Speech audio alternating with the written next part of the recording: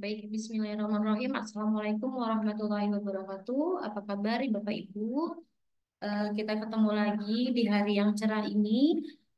Kita lanjutkan pembahasan soal UTBK PPG Guru Bahasa Indonesia episode kedua. Episode kemarin kita telah membahas eh, nomor 1 hingga nomor 12 ya.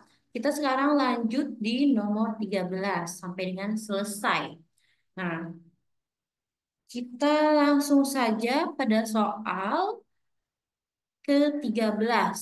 Nah, di sini terdapat soal rubrik penilaian ya. Mari kita baca untuk soalnya.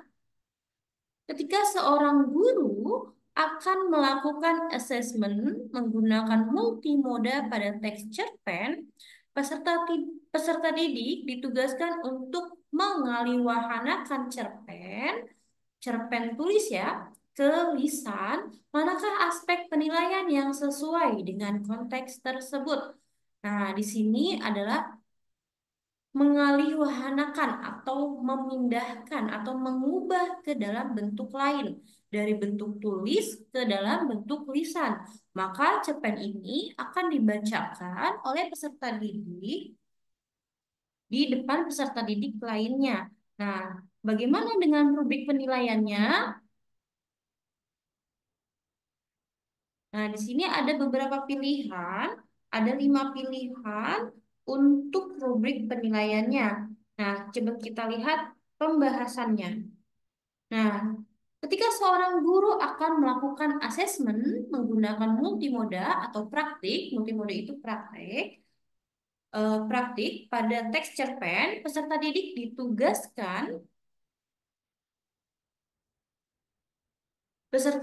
ditugaskan untuk mengaliwahanakan atau mengubah dalam bentuk lain dari cerpen tulis ke lisan ya, maka dapat menggunakan rubrik berikut. Yang pertama yaitu ketepatan, pelafalan, ya, intonasi, ekspresi dengan kelancaran. Nah, yang pertama adalah indikator ketepatan. Deskripsi yang tepat itu tentang pemilihan kata yang tepat dan relevan.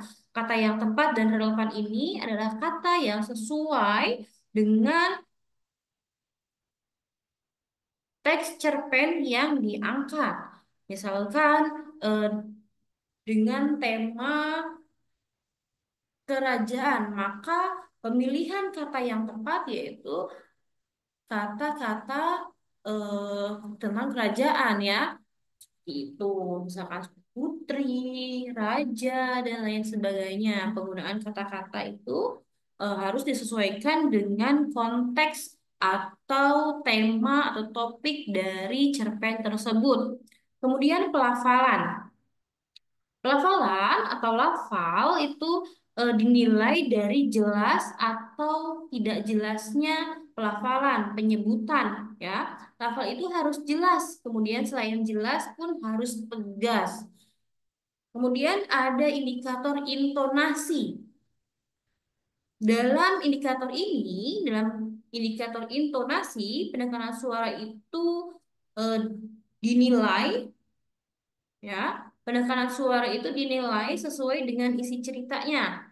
Misalkan intonasi seorang raja yang memerintahkan kepada eh, panglimanya. Nah, maka penekanannya harus seperti apa? Nah, itu akan mempengaruhi cerita dalam teks tersebut.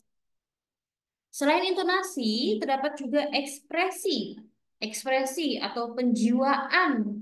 Nah, penjiwaan atau mimik itu sesuai dengan konteks cerita. Ketika seorang yang sedang marah, tentu penjiwaannya pun tidak dengan tertawa terbahak-bahak, tentunya seperti itu kan. Untuk tertawa terbahak-bahak itu berarti mengekspresikan apa? Mengekspresikan kebahagiaan, bukanlah marah. Kalau marah berarti ekspresi yang dijiwai itu dengan apa? Dengan ekspresi yang tegang seperti itu ya. Nah, kemudian kelancaran. Dalam praktik membacakan cerpen, cerpen lisan, maka di sini peserta didik menceritakan cerpen tersebut dengan lisan, diucapkan. Maka kelancaran pun dinilai. Nah, dari kelancaran tersebut, penceritaannya itu harus lancar dan mengalir, tidak maju mundur atau tidak eh, lupa hilang ingatan gitu ya, maksudnya harus terstruktur, penceritaannya harus lancar, tidak lupa. Nanti apa lagi ya? Ini apa lagi ya? Tidak seperti itu. Nah, itu harus secara natural, lancar dan mengalir dengan baik sesuai dengan semestinya cerita yang akan diceritakan seperti itu. Nah, itu berarti kita pilihan kunci jawabannya adalah A ya, Bapak Ibu. Nah, di sini ada ketepatan, pelafalan, intonasi, ekspresi, kelancaran. Nah, ketepatan itu dideskripsikan dengan pemilihan kata yang tepat dan relevan. Pelafalan pun di sini dideskripsikan dengan lafal yang jelas dan tegas. Intonasi dengan penekanan suara sesuai isi cerita, ekspresi dengan penjiwaan sesuai konteks cerita, dan kelancaran penceritaannya lancar dan mengalir, tidak terbata-bata seperti itu ya. Nah, untuk pilihan jawaban yang lain, apakah betul atau tidak? Coba kita cek satu persatu. Pilihan kedua, ketepatan. Ketepatannya di sini dideskripsikan sebagai ini ya, penggunaan bahasa tepat. Penggunaan bahasa tepat. Baik, tepat. Oke lah, masih masuk ya. Untuk kelancaran, cara berceritanya cepat. Apakah bercerita itu harus cepat? Tidak. Penceritaan itu haruslah lancar, mengalir ya, sesuai, tidak perlu terburu-buru atau cepat seperti itu. Nah, ini yang bagian kedua ini salah ya. Oke, saya tandai. Oke. Kemudian intonasi. Tinggi rendah suara tepat. Baik. Untuk tinggi nada eh, tinggi rendah suaranya itu tepat. Si masuk ya. Ekspresi, pencitraan menarik. Pencitraan menarik. Kalau pencitraan itu masih eh, mencakup gambaran ya. Gambaran dari bagaimana kita menceritakannya. Nah, di sini ekspresi itu tidak hanya mencakup pencitraan, tapi juga penjiwaan ya. Kemudian tema, isinya sesuai dengan tema ini juga bisa ya. Kita lanjut.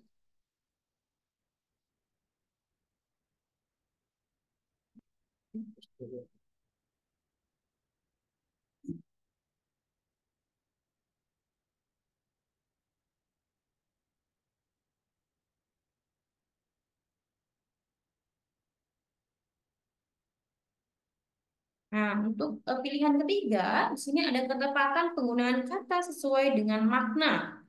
Ketepatan penggunaan kata sesuai dengan makna. Baik, ketepatan penggunaan kata sesuai dengan makna ini masih bisa ya. Kemudian kelancaran, kecepatan dalam berbicara. Nah, di sini kecepatan sama seperti tadi ya. Dalam berbicara itu bukan masalah kecepatannya, tapi bagaimana kelancaran peserta didik itu dapat menceritakan dengan baik, dengan lancar, dengan tepat ya, dengan mengalir sesuai dengan cerita yang akan disampaikannya. Intonasi di sini dideskripsikan tentang kejelasan nada suara. Jadi, tapi tidak untuk nada juga ya. Ekspresi.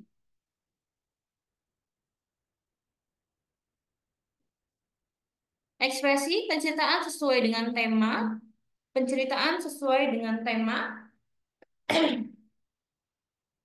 Ya, ekspresi bukan hanya dengan pencitraan tetapi juga penjiwaannya yang dinilai. Kemudian pelafalan, lafal jelas dan tegas. Baik, ini lafal jelas dan tegas masih masuk ya. Tapi kendala di sini ya, kecepatan.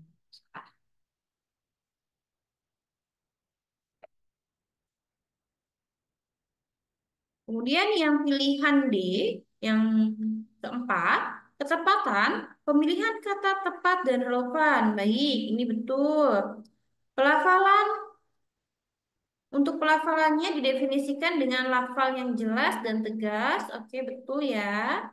Kemudian intonasi, nada suara keras dan kencang. Nah, di sini yang salah ya. Intonasi itu berarti sesuai dengan nadanya. Apakah nadanya harus lantang ya atau nada lembut ya? Nah, ini disesuaikan lagi ya. Kemudian ekspresi, penjiwaan sesuai dengan konteks, betul. Temanya isi sesuai dengan tema. Baik. Nah, salah di sini ya. Nah, untuk tema ini biasanya pada penulisan cerpen tulis ya, Ibu Bapak ya. Ini kurang tepat.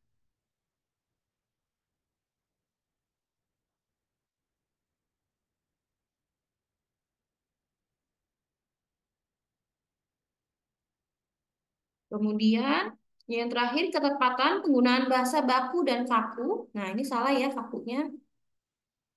Baku iya boleh. Kemudian kelancaran cara membaca cepat dan tepat. Tidak untuk membaca cepat, tapi tepat ya. Kemudian intonasinya nada suara relevan dengan isi. Nada suara relevan dengan isi. Ya bisa sih ya. Tapi kata relevan di sini kiranya kurang tepat ya. Kemudian pelafalan, lafal jelas dan sesuai, baik, sini betul. Ekspresi, penjiwaan sesuai dengan tema cerita. Baik, di sini masih ada salah ini ya. Oke, jadi yang paling tepat itu yang tadi, yang A atau B tadi.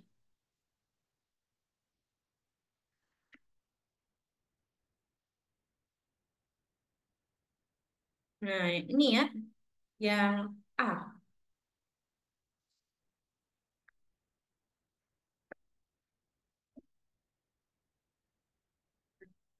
ini dia. Coba saya hapus dulu biar bersih. Oke, lanjut ke nomor selanjutnya, 14.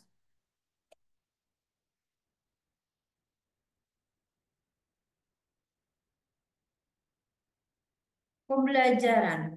Peserta didik membacakan teks puisi anak tentang alam dan lingkungan dalam bahasa Indonesia dengan lafal, intonasi, dan ekspresi yang tepat sebagai bentuk ungkapan diri. Manakah rubrik penilaian yang tepat sesuai dengan pembelajaran tersebut? Baik, di sini ada ketepatan ekspresi mimik, artikulasi,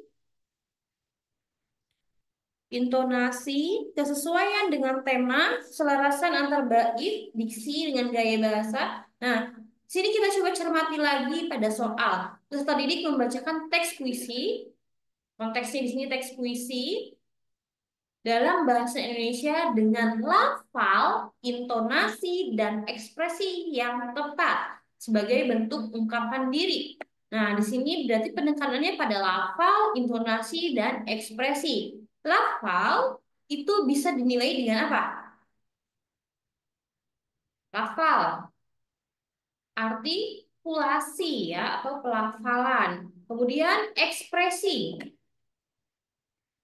Ekspresi dapat kita nilai dengan kriteria mimik ya, mimik wajah, ketepatan ekspresi atau ketepatan mimik.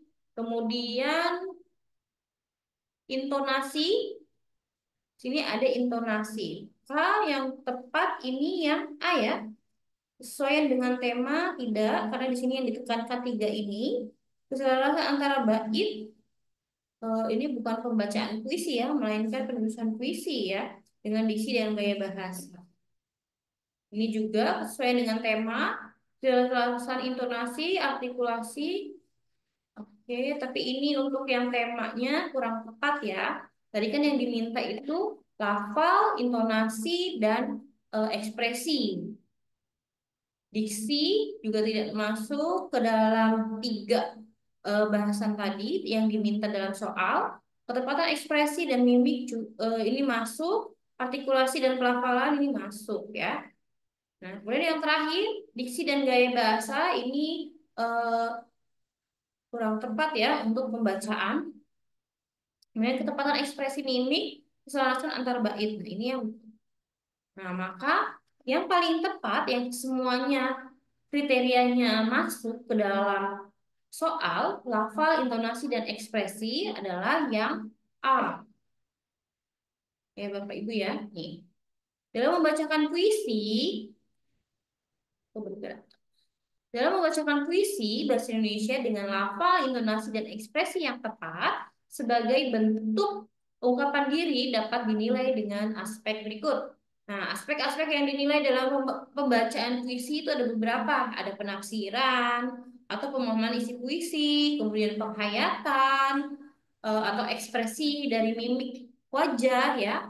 Kemudian vokal, vokal itu dinilai dari artikulasinya, temponya ya, lambat atau tidak, kemudian dinamikanya, ritmenya, dan yang terakhir itu adalah penampilan. Nah, dalam soal ditekankan pada penilaian lafal, intonasi, dan ekspresi, maka kita fokuskan pada lafal, intonasi, dan ekspresi. Maka dapat digunakan rubrik berikut ini.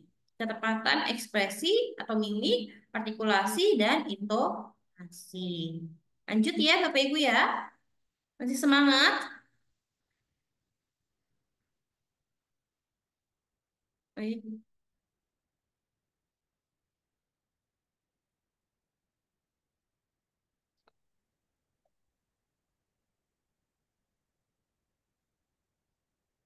Lanjut ke nomor 15. Kita lihat di sini soalnya. Seorang pendidik mengondisikan kelas untuk berdiskusi kelompok dengan menggunakan sumber informasi berupa iklan media visual maupun cetak. Tujuan akhir agar peserta didik dapat mendeskripsikan setiap informasi yang terdapat pada iklan tersebut adalah manakah asesmen yang berbasis HOTS? Yang sulit ya, yang tepat sesuai dengan pembelajaran tersebut. Baik, coba kita lihat pada pilihan satu. Sebutkan pengertian iklan berdasarkan sumber yang jelas. Nah, mencakup berapa tuh? Pengertian dari iklan. Menyebutkan pengertian dari iklan. Ini masuk ke dalam C2. Untuk yang A ini C2.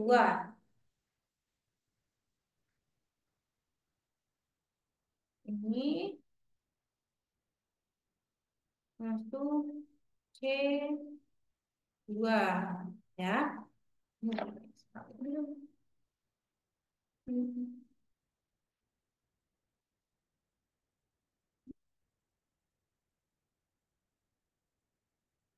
C2. Kemudian apa pengertian iklan yang baik menurut kalian? Nah, ini juga masih tentang pemahaman konsep ya. Maka ini masih dalam ranah C2. Level kognitif C2. Informasi apa saja yang harus ada pada iklan? Nah, ini naik sedikit ya dalam mendeskripsikan atau mengklasifikasikan ya. Informasi apa saja kan mengklasifikasikan. Nah, ini masih masuk ke C3 ya.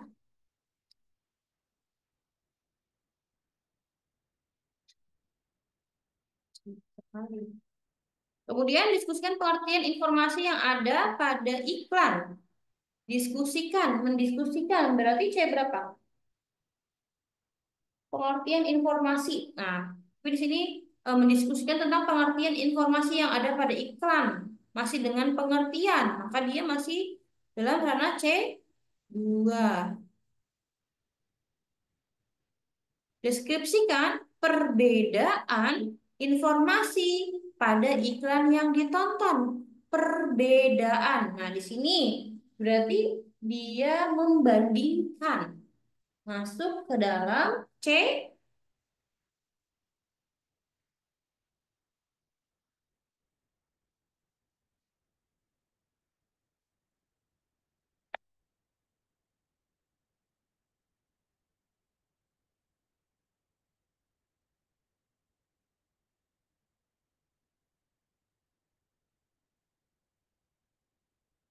masuk ke dalam C4 ya.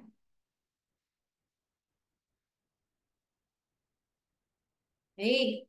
Nah, maka di sini yang diminta itu adalah yang HOTS. Nah, salah satu yang paling tinggi capaian atau level pemahamannya ini adalah di perbedaan informasi ya, membandingkan informasi dari perbedaan informasi pada iklan yang ditonton. Yes.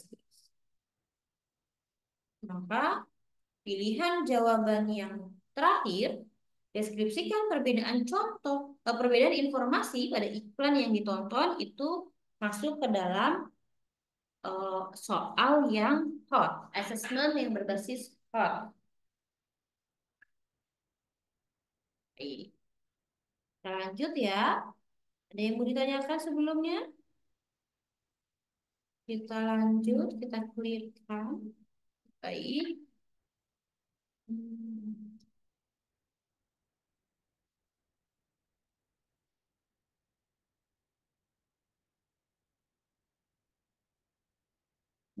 ya. C4. Nah, kemudian juga kita lihat dalam soalnya, di sini kan ada tujuan akhir dalam kelas diskusi tersebut agar peserta didik dapat mendeskripsikan.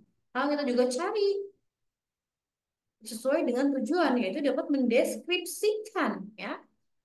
Nah, adapun level kognitifnya ini yang C4, yang terakhir. Oke, lanjut.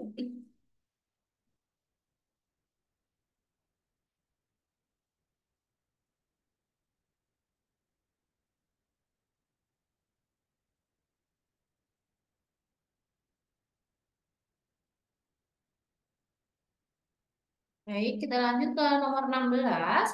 Kak Dia melaksanakan pembelajaran dengan tujuan peserta didik dapat membuat teks fungsional dunia kerja atau lamaran pekerjaan. Nah, dalam eh, teks surat lamaran pekerjaan itu unsur penilaiannya yang tepat adalah, nah, kita lihat di sini. Unsur penilaian pada teks lamaran pekerjaan itu adalah ada unsur, struktur, bahasa, dan ejaan. Nah, unsur surat itu termasuk titik mangsa, alamat yang dituju, salam pembuka, isi surat, kemudian lampiran, surat penutup, penutup surat, tanda tangan, dan nama pelamar pekerjaan. Nah, ini unsur suratnya. Kemudian dari struktur suratnya itu harus sistematika atau tersusun secara rapi. Kemudian bahasa yang digunakan itu adalah bahasa baku, efektif dan komunikatif. Yang terakhir adalah ejaan. Ejaan adalah yang membahas tentang penulisan kata dan kalimat yang sesuai. Nah, ini contoh dari form penilaian, eh, menulis ya, menulis surat lamaran pekerjaan berdasarkan unsur dan strukturnya. Nah, di sini ada unsur-unsurnya di sini, ya.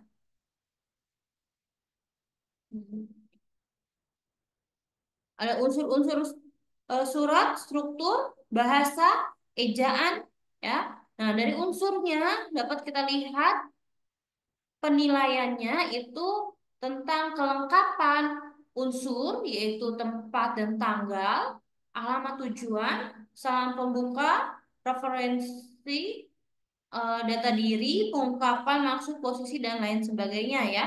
Nah, ini contoh dari penilaian atau form penilaian dari surat lamaran pekerjaan. Nah, maka yang sesuai yang mana? Yang A ini kerapihan unsur surat, bahasa, dan ejaan. Unsur surat betul, bahasa betul, ejaan betul. Tapi kerapihan ini masuk ke dalam unsur mana?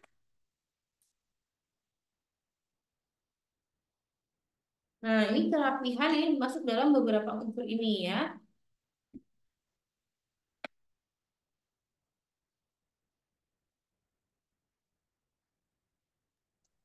Unsur surat, struktur surat, bahasa, dan ejaan.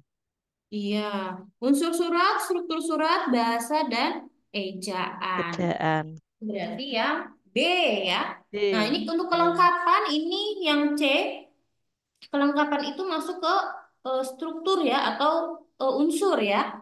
Nah, ini tidak Ya. eh, menjadi penilaian yang sendiri gitu ya, tapi terdapat di dalam unsur surat. Kemudian struktur surat, kesantunan. Nah, kesantunan ini kan dalam bahasa kan. Kerapihan ini pada sistematika tadi dan ejaan. Unsur surat, struktur surat, ejaan dan kesantunan. Nah, tadi kesantunan masuknya ke dalam bahasa ya. Nah, berarti yang paling tepat itu yang B, D. yang kedua. Tuh. Baik, ini contohnya. Nah, nomor 17. Tujuan pembelajaran, peserta didik mampu menulis teks deskripsi sederhana dengan berlatih menjelaskan benda kesukaannya dengan baik sesuai dengan konteks dan pembaca. Kegiatan intinya, peserta didik menyimpulkan materi dari video pembelajaran, kemudian guru memberikan apresiasi kepada peserta didik, guru dan peserta didik melakukan tanya jawab, guru melakukan ice breaking. Kemudian guru menjelaskan kriteria penilaian penulisan teks deskripsi dan yang terakhir pembahasan tentang objek yang akan dideskripsikan oleh siswa. Nah, di sini adalah kegiatannya siswa mampu menuliskan teks deskripsi. Menuliskan teks deskripsi dengan berarti menjelaskan benda kesukaannya ya, berarti mendeskripsikan. Baik, kita lihat soalnya kelanjutannya.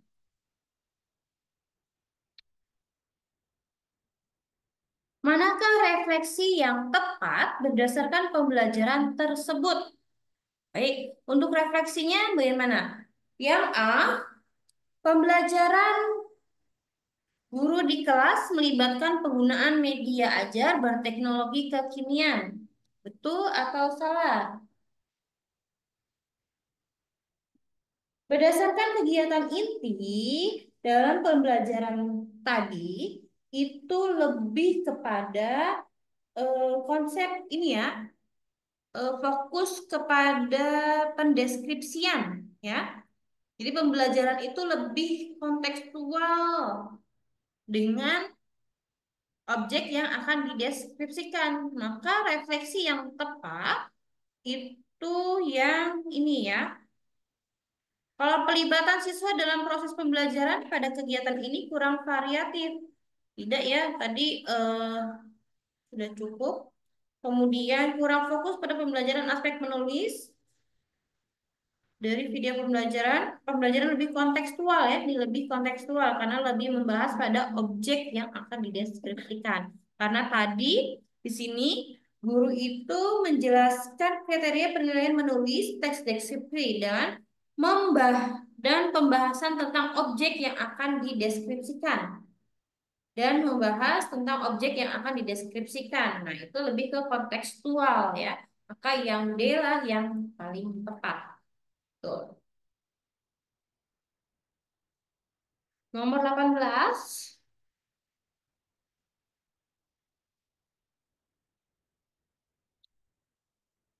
Guru Bahasa Indonesia kelas 7 memberikan pembelajaran tentang struktur teks negosiasi.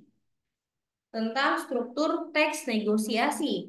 Terdapat beberapa siswa yang gagal dalam memilih kata dan menyusun kalimat untuk mendeskripsikan masalah dalam teks negosiasi tersebut.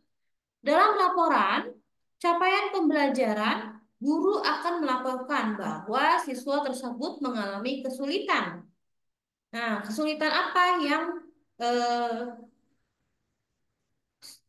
siswa alami?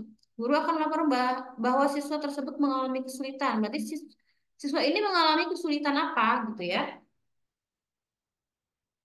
Apakah menyusun penawaran, mengidentifikasikan berbagai kategori, menemukan sebab-sebab potensial? Oh, salah ini. Kok loncatnya jauh sekali ya? Kita ulang ya. Guru Bahasa Indonesia kelas 7 memberikan pembelajaran teks struktur. Struktur teks negosiasi. Nah, teks negosiasi. Terdapat beberapa siswa yang gagal dalam memilih kata dan menyusun kalimat untuk mendeskripsikan. Nah, ini untuk mendeskripsikan masalah dalam teks negosiasi. Nah, teks negosiasi itu tujuannya untuk apa sih? Untuk menegosiasikan sesuatu hal gitu kan, agar terdapat solusi yang baik gitu ya, kesepakatan yang baik antara kedua belah pihak seperti itu. Nah, dalam laporan capaian pembelajaran, guru akan melaporkan bahwa siswa tersebut mengalami kesulitan.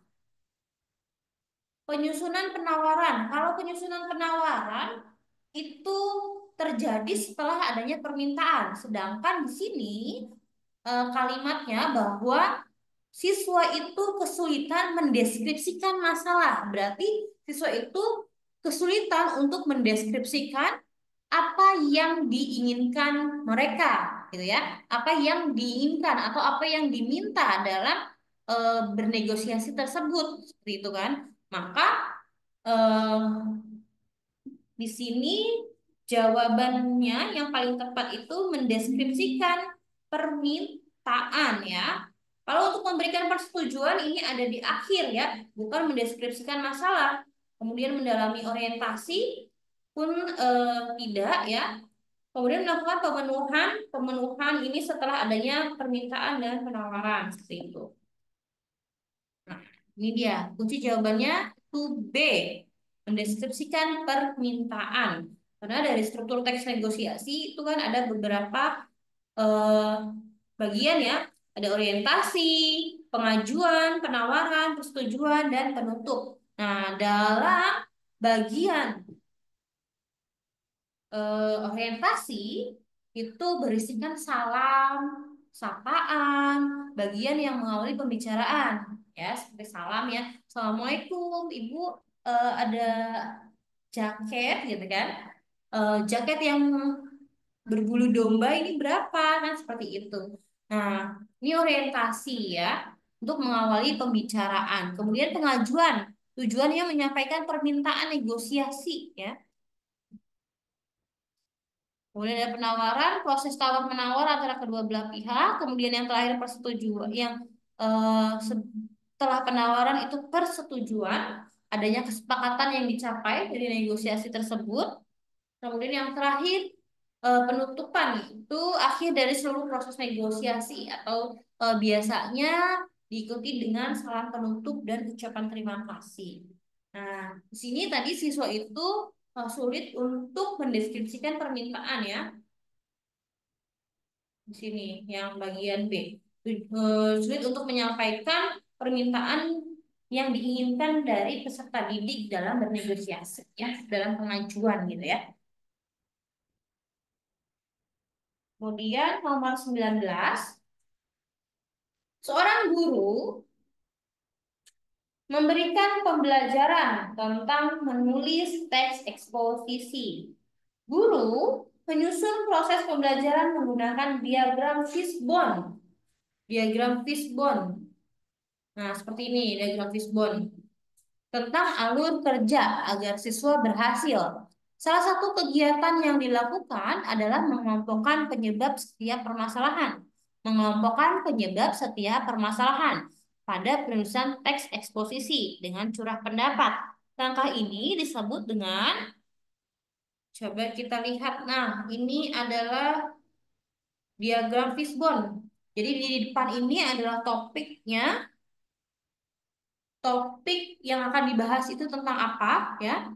Depan, misalkan topiknya eh, dalam teks eksposisinya kita akan membahas tentang apa? Misalkan pemilihan umum, ya, pemilihan umum atau pemilu misalkan. Nah, dalam pemilu itu kita harus mengkategorikan atau mendefinisikan atau mengidentifikasikan ya berbagai kategori. Nah, nanti kategori-kategori tersebut akan dituliskan di bagian-bagian ini.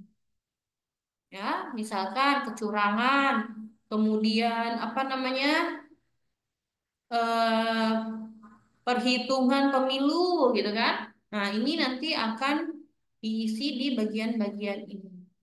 Kemudian misalkan di sini calon pemilihan presiden siapa saja, kemudian eh, DPR siapa saja, kemudian ada unsur kecurangan atau tidak, nah gitu ya. Nah, di sini akan dibahas dengan diagram fishbone ini. Topik utamanya ada di depan sebagai orientasinya, orientednya.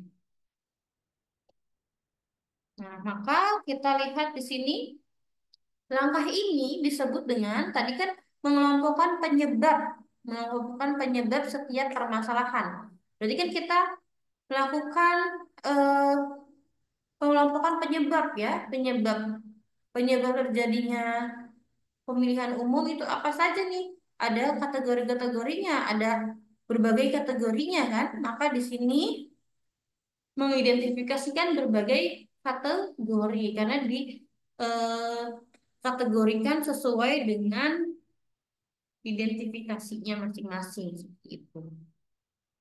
Lalu untuk menyepakati pernyataan masalah, menyepakati permasalahan, ini adanya di orientasi ya. Nanti menentukan masalah yang akan dibahas itu tentang apa gitu kan di depan ya. Kemudian menemukan sebab-sebab potensial, itu biasanya untuk menemukan bukti-buktinya ya atau soal pertanyaan-pertanyaan selanjutnya. Kemudian menyepakati sebab yang paling mungkin, kemudian menyusun pertanyaan penting ya. Nah, tapi yang lebih tepat itu ya mengidentifikasi berbagai kategori karena di sini kan mengelompokkan ya. Mengelompokkan itu berarti mengategorikan, ya kan? Penyebab setiap permasalahan pada eksposisi. Seperti itu untuk nomor 19. Setuju ya Ibu Bapak ya? Mengidentifikasi berbagai kategori. Baik, kita lanjut ke nomor 20. Peserta didik.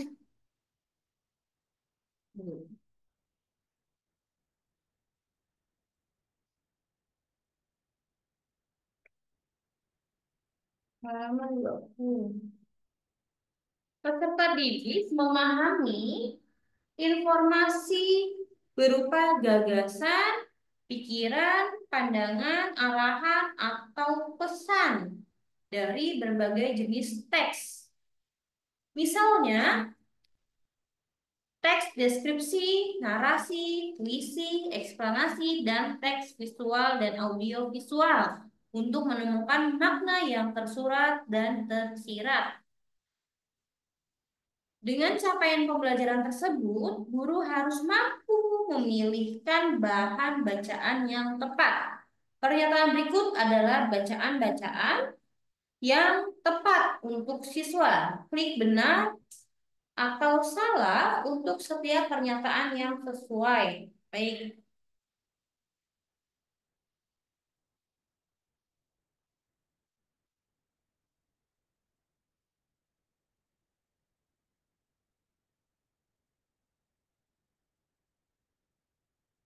Nah, di sini ada pernyataannya, iklan, ulasan, surat, buku harian, dan selembaran informasi adalah jenis teks fiksi.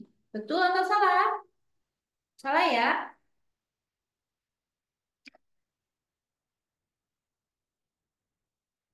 Petualangan, humor, misteri, dan drama adalah teks fiksi. Ya, betul ya. Humor, misteri, dan drama itu adalah teks fiksi ya. Rekaan. Non-perjalanan, kisah peristiwa, dan autobiografi adalah jenis teks informatif. Betul ya, teks informatif. Kemudian artikel ilmiah, artikel populer, dan esai adalah jenis teks fiksi. Salah ya, ini kan non-fiksi ya. Teks artikel ilmiah dan populer ini adalah non-fiksi.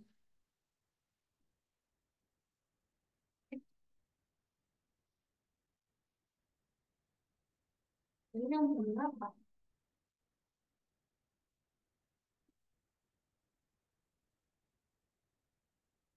Benar-benar 20 ya. Maaf, ada kesalahan teknis. Baik, nah ini ya jawabannya. Fantasi, fiksi, sejarah, dan fiksi ilmiah adalah jenis teks fiksi. Itu benar ya. Nah, jawabannya ini. Salah, benar, benar, salah, benar. Ya. Baik, lanjut. 21. Tujuan pembelajaran teks anekdot adalah peserta didik mampu membandingkan dan mengecek kaidah kebahasaan yang terdapat pada dua video anekdot. Implementasi tujuan tersebut dideskripsikan dalam pernyataan berikut.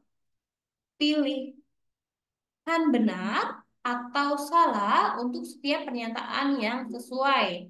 Kita klik yang benar atau yang salah ya. Dari pernyataan yang pertama, kita lihat siswa mencari kata-kata sulit pada setiap teks. Betul atau salah? Di sini tujuannya itu membandingkan ya, membandingkan dan mengecek kaidah kebahasaan. Maka untuk siswa mencari kata-kata sulit pada setiap teks ini kurang tepat ya, maka dia salah. Ya, ini salah karena di sini kan mampu membandingkan dan mengecek kaidah kebahasaan ya.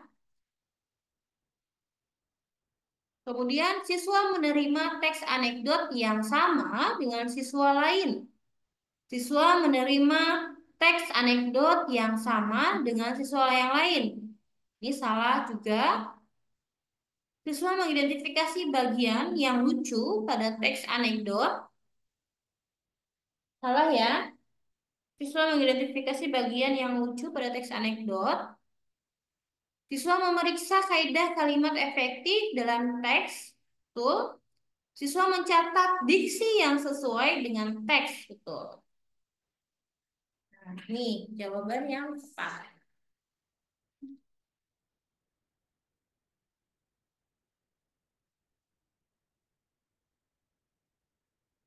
Baik, eh, kita lanjut ke nomor 22. Untuk sebelumnya, barangkali ada yang ingin ditanyakan dari 10 soal yang sudah kita bahas tadi. Silakan Bapak Ibu.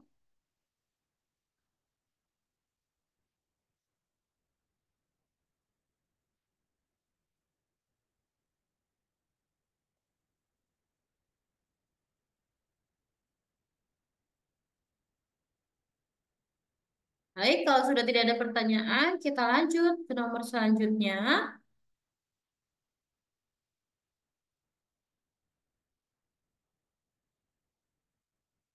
Seorang guru bahasa Indonesia memberikan tugas kepada siswa kelas 10 tentang teks rekon faktual.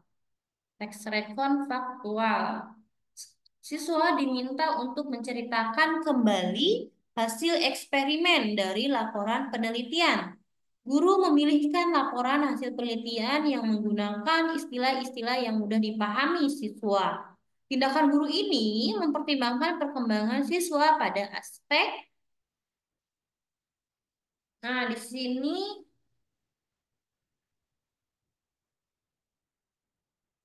siswa diminta untuk menceritakan kembali hasil eksperimen dari laporan. Guru memilihkan lapor Guru memilihkan laporan hasil penelitian yang menggunakan istilah-istilah yang mudah dipahami. Istilah-istilah berarti ada di ranah apa? Kalau untuk istilah-istilah berarti maksudnya ke dalam tatanan kebahasaan. Maka yang C lah jawaban yang tepat ya. Sini kan ada ya laporan hasil penelitian yang menggunakan istilah-istilah yang mudah dipahami siswa. Maka ini masuk ke dalam ranah bahasa. Seperti itu.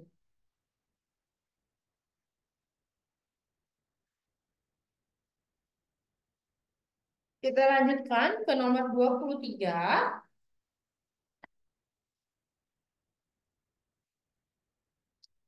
Guna menguatkan kompetensi literasi pada siswa, guru menyusun paragraf yang dikembangkan dengan berbagai pola. Siswa diminta untuk memilih 10 paragraf untuk disusun menjadi sebuah alur peristiwa dengan tema tertentu. Aktivitas siswa dalam pembelajaran tersebut adalah, nah di sini yang ditanyakan itu adalah aktivitas siswanya dalam pembelajaran. Maka kita lihat tadi eh, tujuannya untuk apa? Guna menguatkan kompetensi literasi siswa, guru menyusun paragraf yang dikembangkan dengan berbagai pola. Siswa diminta untuk memilih 10 paragraf untuk disusun menjadi sebuah alur peristiwa. Berarti aktivitas siswanya apa? Menyusun ya,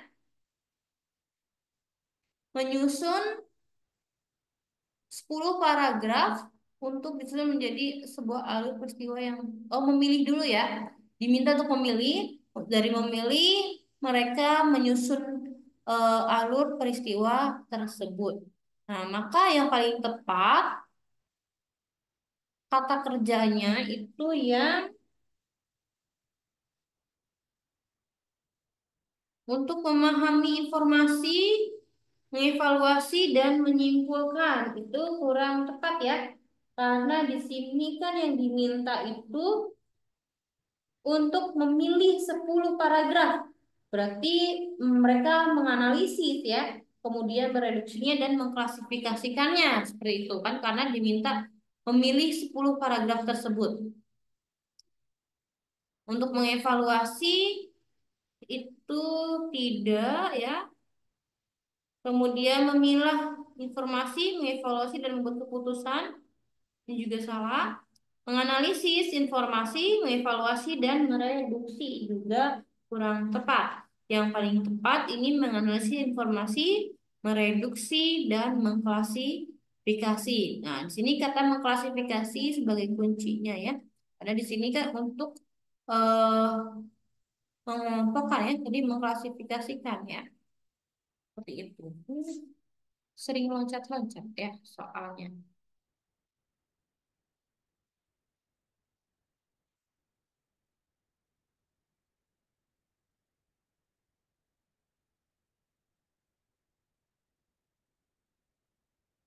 Baik, itu jawaban dari nomor 23 ya.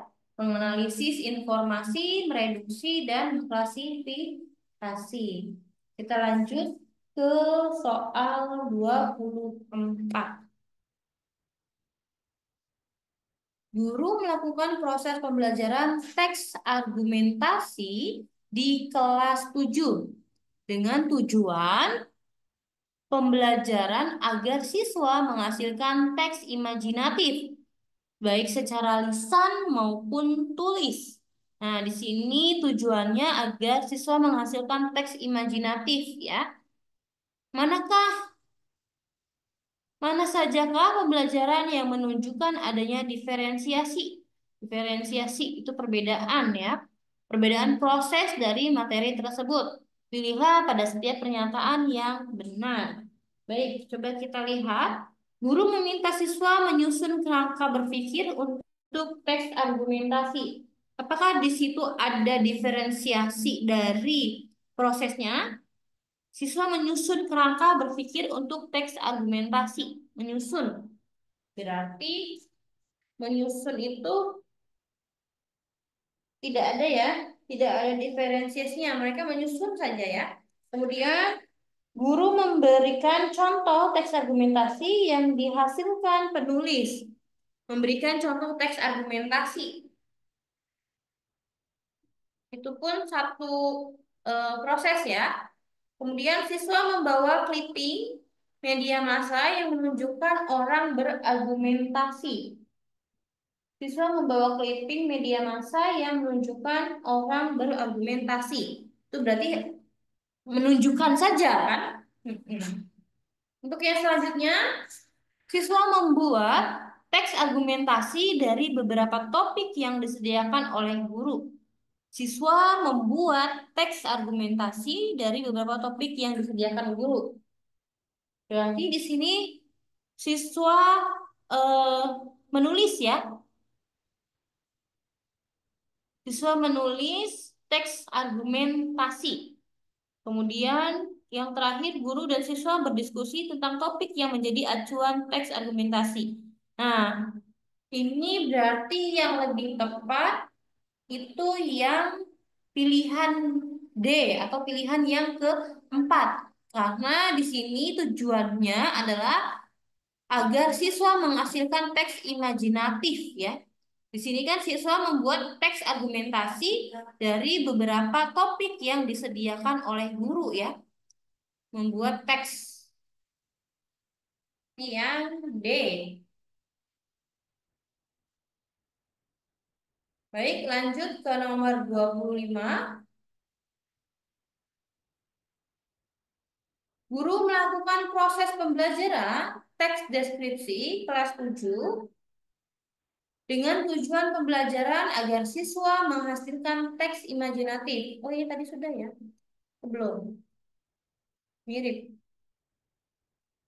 Guru melakukan proses pembelajaran teks deskripsi di kelas 7 dengan tujuan pembelajaran agar siswa menghasilkan teks imajinatif ya.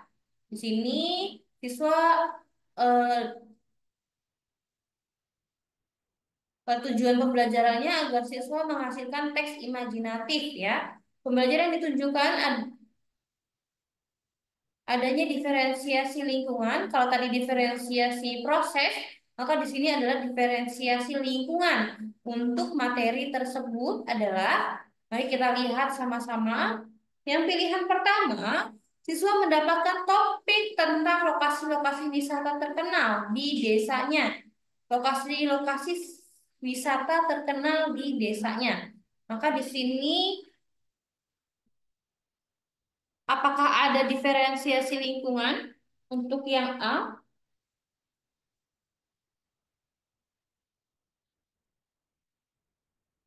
Ya, di sini siswa mendapatkan topik tentang lokasi-lokasi wisata terkenal di desanya. Lokasi-lokasi berarti bukan hanya satu lokasi, tapi melainkan banyak lokasi ya. Coba kita lihat lagi pilihan yang lainnya. Siswa menyepakati topik tentang tokoh-tokoh terkenal di Amerika Serikat. Amerika Serikat ya. Kemudian siswa mencari A topik dan situasi C. kejadian yang kini viral di luar negeri. Siswa mencari topik tentang berbagai rumah adat unik di benua Afrika. Kemudian siswa menulis situasi menarik dalam kehidupan adat istiadat di desanya. Menulis situasi menarik dalam kehidupan adat istiadat di desanya. Nah, berdasarkan kunci jawabannya itu yang A ya. Siswa mendapatkan topik tentang lokasi-lokasi wisata terkenal di desanya. Karena di situ eh, siswa tujuan pembelajarannya itu agar siswa menghasilkan teks imajinatif ya yang menunjukkan diferensiasi lingkungan untuk materi tersebut adalah diferensiasi. Berarti kan adanya pembeda ya. Maka di sini topik tentang lokasi-lokasi wisata di lokasi-lokasi wisata terkenal di desanya ya. Jika lebih dari satu ya. Maka ada diferensiasi lingkungannya. Seperti itu. Baik, kita lanjutkan. Nomor 26.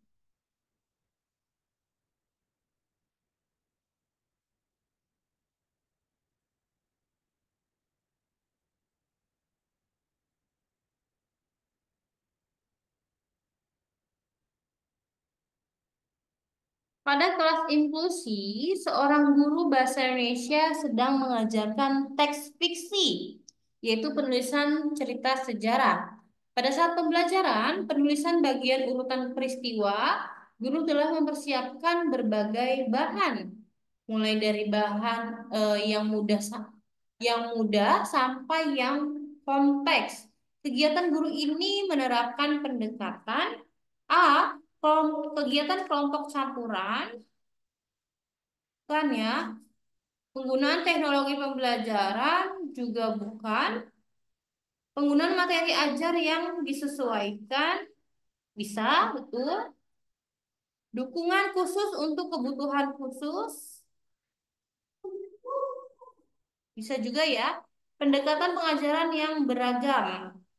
Nah, ini lebih tepat ke yang C karena penggunaan materi ajar yang disesuaikan ya, karena inklusi itu kan sesuai dengan yang berkebutuhan khusus ya.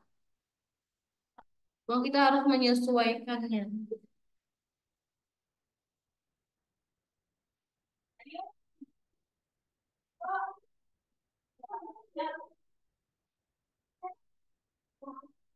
Penggunaan materi ajar yang disesuaikan. Jawaban. Nomor 26.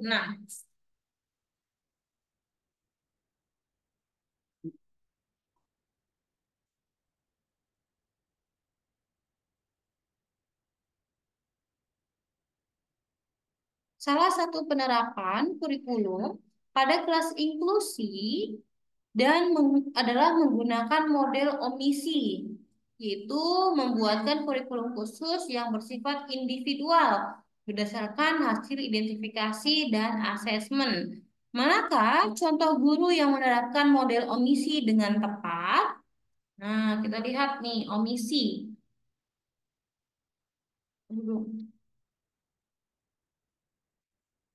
Siswa diminta membaca contoh teks argumentasi dari berbagai sumber dengan lantang. Kurang tepat ya, karena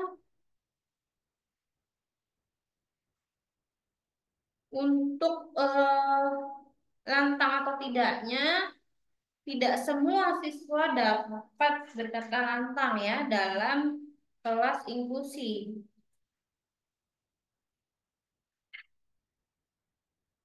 Guru membuat silabus pembelajaran yang lebih ringkas tentang struktur teks eksposisi.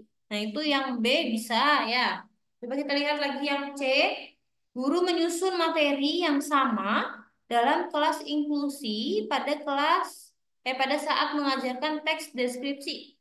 Menyusun materi yang sama dalam kelas inklusi pada saat mengajarkan teks deskripsi. Maksudnya gimana nih? Guru menyusun materi yang sama dalam kelas inklusi pada saat mengajarkan teks deskripsi.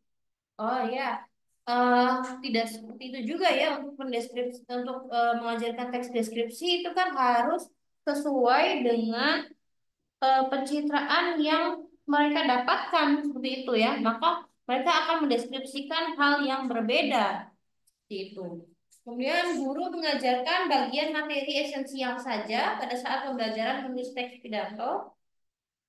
Bisa, tapi nanti siswa tidak dapat keseluruhan materi secara utuh ya. dikhawatirkan akan menghilangkan materi-materi yang terkait dengan materi tersebut. Kemudian siswa diminta berkelompok untuk membuat musikalisasi puisi pada pembelajaran teks puisi. Ini pun salah karena eh, tidak semua siswa ya dapat memusikalisasikan puisi dari puisi yang mereka pelajari seperti itu. Karena mereka harus disesuaikan ya yang lebih tepat ya. Maka pembelajaran yang lebih ringkas dengan struktur teks eksposisi ini yang bisa kita gunakan. Nomor 27. Baik, selanjutnya, guru ingin siswa memahami dan menganalisis informasi berupa ide pokok serta ide penjelas dari teks biografi secara akurat dan kritis. Aktivitas yang sesuai untuk siswa yang baru mengenal teks biografi adalah yang baru mengenal teks biografi ya. Nah, maka kita harus eh, mencarikan tokoh-tokoh yang bernilai positif dulu ya. Supaya apa? Supaya dapat menginspirasi mereka ketika mereka eh, tertarik dengan cerita tokoh yang terinspirasi, yang tokoh inspiratif tersebut, maka siswa pun akan menarik untuk membacanya ya, akan tertarik untuk membacanya seperti itu. Maka yang lebih tepat itu yang pilihan terakhir, mencari nilai positif tokoh ya. Kalau untuk menyusun detail peristiwa, itu untuk siswa yang baru mengenal teks biografi itu tidak menyenangkan ya. Kemudian menganalisis permasalahan tokoh pun tidak menyenangkan. Di situ sudah mulai menganalisis, menganalisis itu C4 ya. Menyusun juga C4. Kemudian menyanggah, menyanggah pendapat penting tokoh tidak sesuai ya. Kemudian menganalisis latar belakang keluarga ataupun menganalisis itu untuk siswa yang baru mengenal itu cukup tidak mengenakan ya. Tahapannya itu harusnya pemahaman dulu, kemudian mencari nilai-nilai positif dari tokohnya itu seperti apa, gitu ya, agar siswa itu tertarik gitu dengan teks biografi yang pertama kali mereka lihat seperti itu. Maka pilihan yang terakhir mencari nilai positif dari tokoh ini adalah pilihan yang paling tepat untuk siswa yang baru mengenal teks biografi seperti itu, Ibu Bapak. Kita lanjutkan. Ini ya, mencari nilai positif tokoh yang E. Kemudian kita lanjutkan.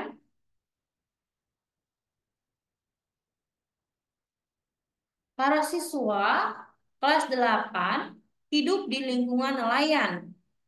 Kondisi kehidupan nelayan dijadikan inspirasi guru bahasa Indonesia untuk mencapai tujuan pembelajaran yang berbunyi, siswa mampu memilih kata-kata yang indah dalam menyusun puisi yang mengandung nilai sosial. Manakah perintah guru yang sesuai dengan konteks pernyataan tersebut? Coba kita lihat. Di sini adalah tujuannya untuk siswa dapat menyusun puisi yang mengandung nilai sosial ya, dengan kata-kata yang indah. Menyusun puisi ya.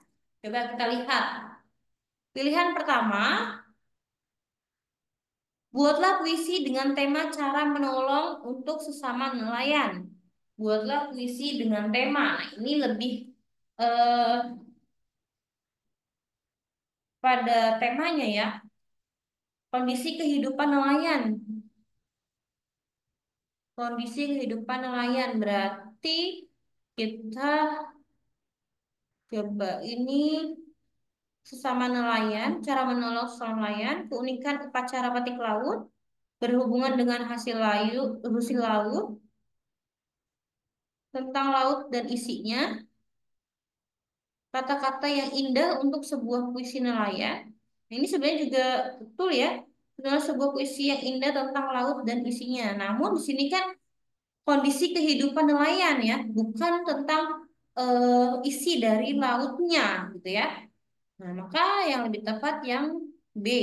Tulislah puisi yang menggambarkan berarti dia mendeskripsikan ya, mendeskripsikan keunikan upacara petik laut gitu ya dengan kata-kata yang indah ya melalui puisi gitu kan.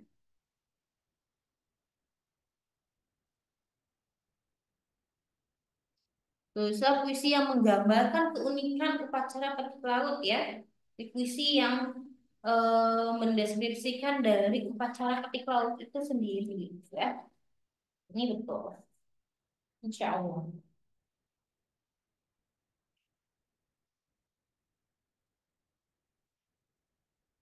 Selanjutnya nomor 30. Kita lihat nomor 30. Tujuan pembelajaran pada elemen menyimak berbunyi memahami berbagai informasi dari topik aktual yang didengar untuk memenuhi prinsip kecukupan pada materinya. Guru harus mampu. Nah, ini sintaksnya untuk pada guru ya. Guru itu harus mampu apa? Titik-titik, gitu kan? Menggerakkan siswa untuk mencatat kejanggalan pada materi ajar. Apakah betul? Salah ya.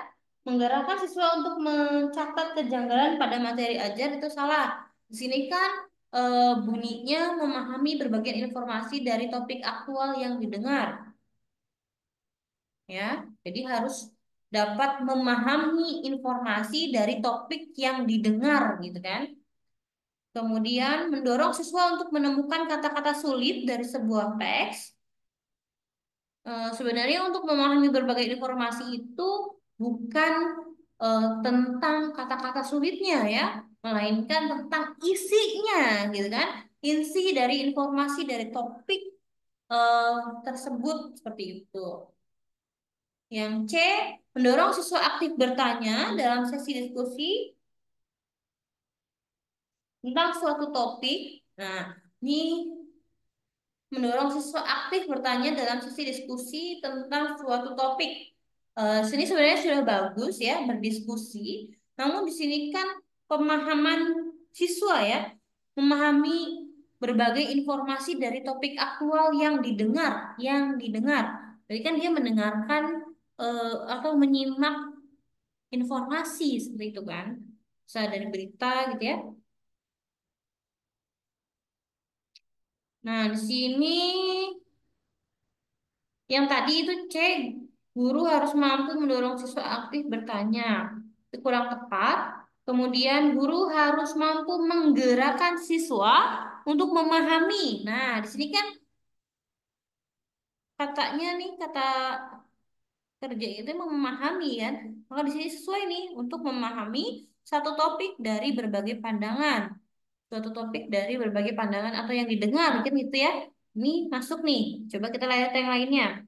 Membuat siswa melakukan diskusi dengan teman lain untuk menyusun laporan. Baik, yang paling tepat ini berarti yang D ya, karena di sini sesuai dengan tujuan pembelajaran, yaitu memahami berbagai informasi dari topik yang aktual.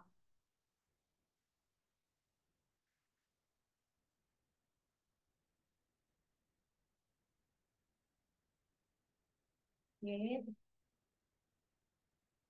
Baik, nomor 31 kita lanjutkan.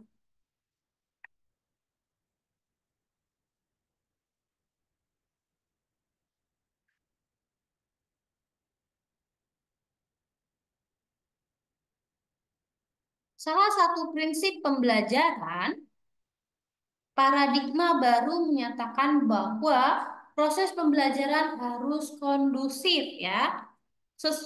Proses pembelajaran harus berlangsung dalam kondisi yang tidak membosankan, mudah dipahami dan menyenangkan. Manakah kegiatan yang dilakukan siswa bersama guru sesuai dengan gambaran tersebut? Yang A, menambahkan berbagai hiasan yang beraneka ragam di atas meja guru itu menyenangkan untuk siswa ya. tidak membosankan lagi ya, tapi di situ tidak efektif atau tidak kondusif untuk pembelajaran. Malah siswa itu nanti akan berfokus pada kebiasaan yang ada di atas meja guru, seperti itu. Untuk yang A. Kemudian yang B, memberikan berbagai macam tugas dari waktu yang bersamaan. Memberikan berbagai macam tugas dalam waktu yang bersamaan. Sepertinya untuk memberikan berbagai macam tugas, lebih dari satu berarti ya, berbagai macam tugas, itu kurang menyenangkan untuk pembelajaran bersama siswa ya, kurang kondusif ya, dan akan membosankan bagi siswa. Kemudian membuat aturan kelas secara bersama-sama antara guru dan siswa. Ini cukup baik ya untuk membuat aturan kelas secara bersama-sama antara guru dan siswa karena di sini siswa dengan guru sama-sama membuat aturan yang mereka sama-sama inginkan ya. Jadi fair antara siswa dengan guru. Misalkan guru ingin siswanya tertib, maka siswa pun bisa mengatur kondisi atau suasana di kelas itu seperti apa melalui aturan-aturan kelas yang disepakati bersama tersebut gitu ya. Nah, itu yang C itu bisa. Kemudian mengurangi jam istirahat agar semua tugas bisa cepat terselesaikan. Ini sangat kontra ya. Bahkan eh, di sini kita akan membatasi hak dari siswa ya. Kalau mengurangi jam istirahat, nah maka nanti siswa itu akan protes gitu ya. Sebelum jam pelajaran saja biasanya siswa sudah ribut ingin keluar gitu ya, ingin cepat-cepat beristirahat, ingin cepat-cepat jajan, ingin cepat-cepat bermain seperti itu. Nah, untuk mengurangi jam istirahat itu sangat tidak kondusif ya dan akan sangat membosankan dan menyebalkan bagi anak-anak gitu ya, bagi peserta didik seperti itu. Kemudian yang terakhir, mengurangi berbagai macam metode dalam proses pembelajaran. Mengurangi berbagai macam metode dalam proses pembelajaran.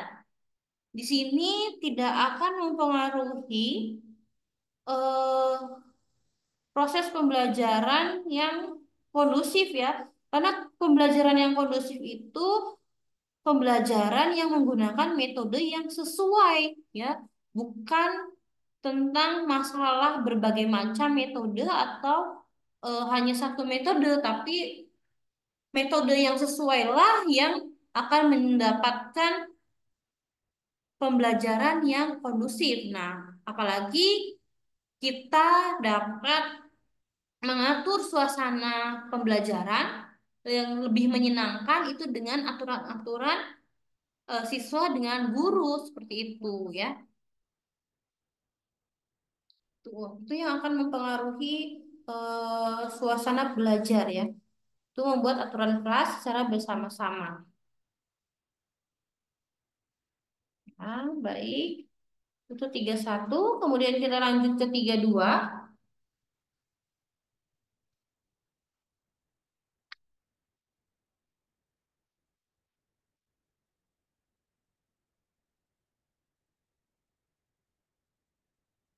Guru Bahasa Indonesia meminta siswa untuk menulis teks prosedur. Pelajaran ini diharapkan mampu menguatkan literasi siswa.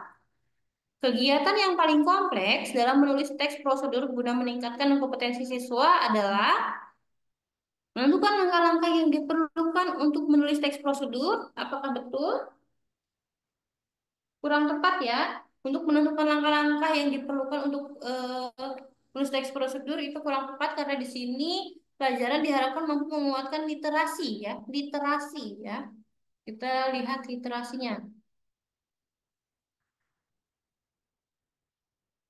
Mengurutkan langkah-langkah yang sudah ditentukan secara logis, ini kurang tepat. Menuliskan setiap langkah Menuliskan setiap langkah dengan kalimat imperatif yang jelas dan singkat. Menulis, bisa ya.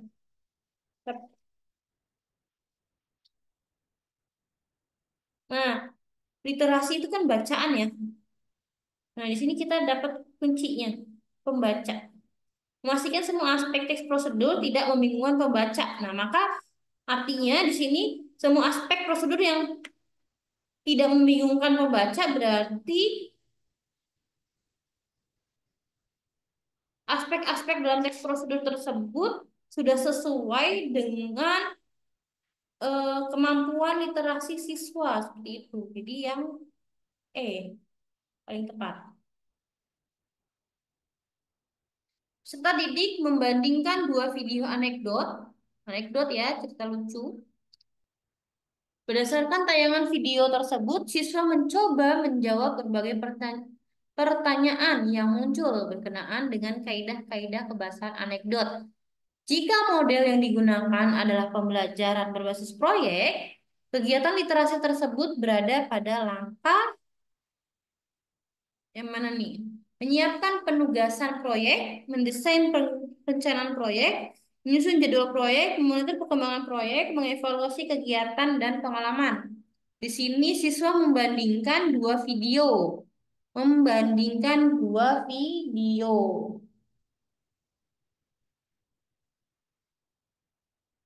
Kemudian mencoba menjawab berbagai pertanyaan yang muncul berkenaan dengan kaidah kebahasaan. Jika model yang digunakan adalah pembelajaran berbasis proyek, kegiatan literasi tersebut berada pada langkah menyusun jadwal proyek, membandingkan dua video. Berdasarkan tayangan tersebut, siswa mencoba menjawab berbagai pertanyaan yang muncul berkenaan dengan kaidah kebahasaan. Jika model yang digunakan adalah pembelajaran berbasis proyek, menyiapkan penugasan, mendesain perencanaan, menyusun jadwal proyek, lebih ke mendesain perencanaan ya. Nih, mendesain perencanaan. Jadi mereka itu eh, menjawab berbagai pertanyaan dulu, ya, yang berkaitan dengan kaidah kebahasaan teks anekdot. Kemudian dari situ siswa itu mengembangkannya lagi untuk membandingkan dua video tersebut, gitu kan. Jika model tersebut digunakan dalam pembelajaran berbasis proyek, ya, maka harus berkenaan dengan proyek, ya. Ini sudah proyek semua nih. Lebih ke mendesain. Baik, terima kasih. Eh, sudah semua ya untuk yang PCK soalnya. Barangkali ada yang ingin ditanyakan. Mangga, Ibu, Bapak.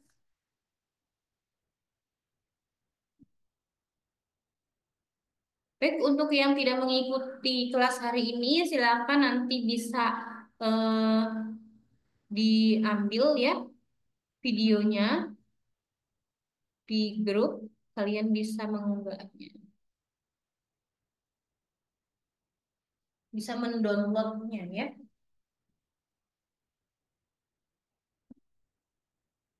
Baik, jika sudah tidak ada pertanyaan, saya cukupkan. Terima kasih kepada Ibu dan Bapak. Billahi taufiq walhidayah. Wassalamualaikum warahmatullahi wabarakatuh. Setelah ini nanti akan dilanjutkan sesi berikutnya ya Ibu Bapak. Eh,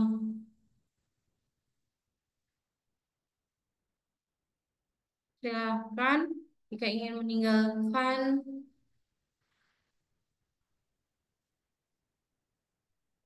rapat ini. Terima kasih. Mohon maaf jika ada kesalahan kata, perbuatan yang kurang berkenan di hati Bapak Ibu. Terima kasih. Wassalamualaikum warahmatullahi wabarakatuh.